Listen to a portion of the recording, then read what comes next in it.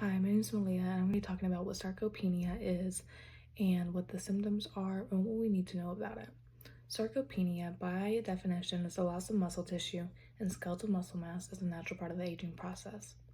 What was different than the natural part of the aging process is that this occurs at a faster rate.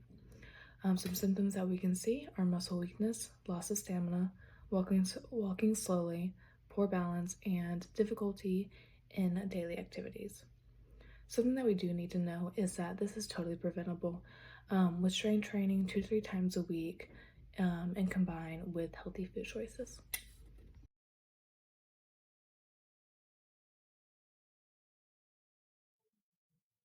How common is sarcopenia?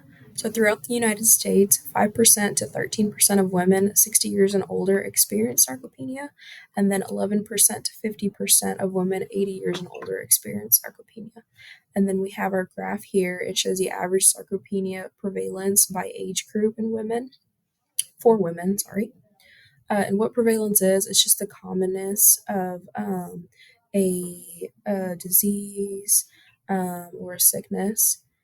And we have our graph here. As you can see, women 80 years and older is 77.2%, and then women 60 years and older are at 22.8%. So it's a little bit more common with women that are 80 and older.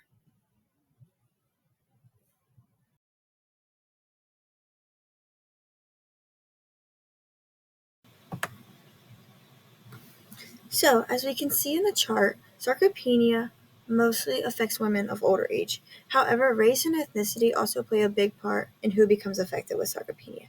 As the chart shows, Hispanics are the most affected, ranging from 21.96 to 36%. Second, we have Asians and other individual races at 18.5% to 35.7%.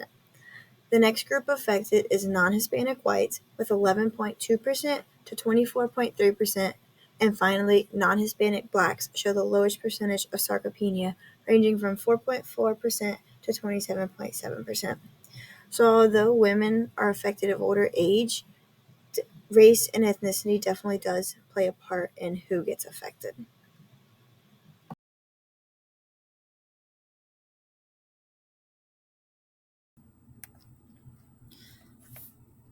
What are the risk factors of sarcopenia? The risk factors of sarcopenia is poor nutrition, physical inactivity, and aging.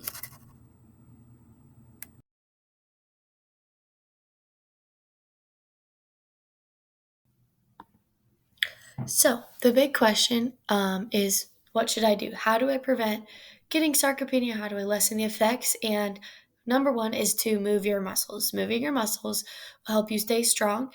It will help you maintain muscle mass or kind of lessen the effects as much as possible. And it can also help keep you strong to maintain your quality of life in your activities of daily living.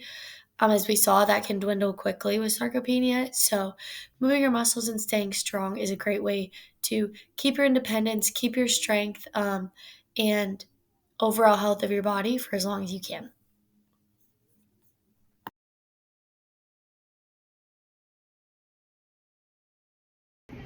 So, there are several things that an individual can do in order to prevent sarcopenia from happening to themselves. Some of those things would include maintaining and consuming a very healthy diet.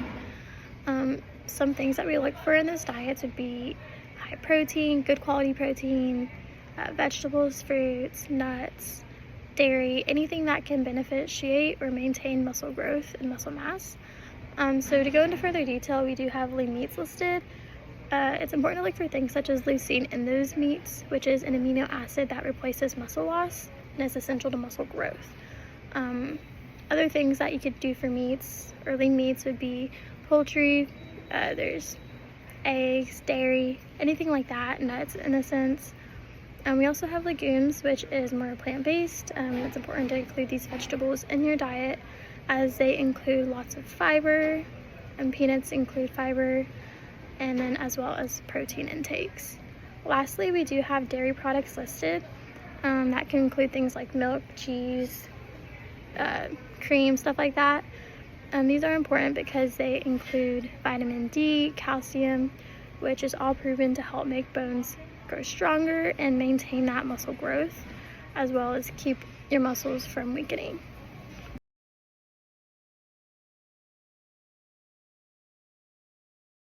Alrighty, so staying consistent as you age with sarcopenia. Staying consistent with exercise and nutrition habits will help maintain or increase muscle mass and strength as you age.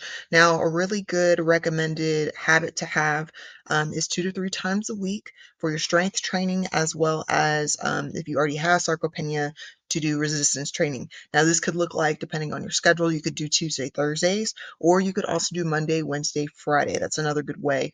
But staying consistent in your strength training, as well as consuming a healthy diet. This will include the lean meats, the legumes, dairy products, as mentioned before in the 2 previous sections. This will really help to maintain, as well as help in your growth of the muscles. Now, as you get older and in your older age, you can do um, low impact strength training, but doing it 2 to 3 times a week is the recommended. So you want to try to refrain from doing it, once every couple weeks or once every month. That will not help you in terms of fighting the symptoms of sarcopenia. Now, another way to go about this is you can also do physical therapy if you already have sarcopenia. And then another more new way to go about it is cell therapy. That's a new study that has been kind of making its way through. But staying consistent will definitely help to prevent, as well as help to escalate you, so to speak, push you forward in your journey to fight sarcopenia. So that's everything.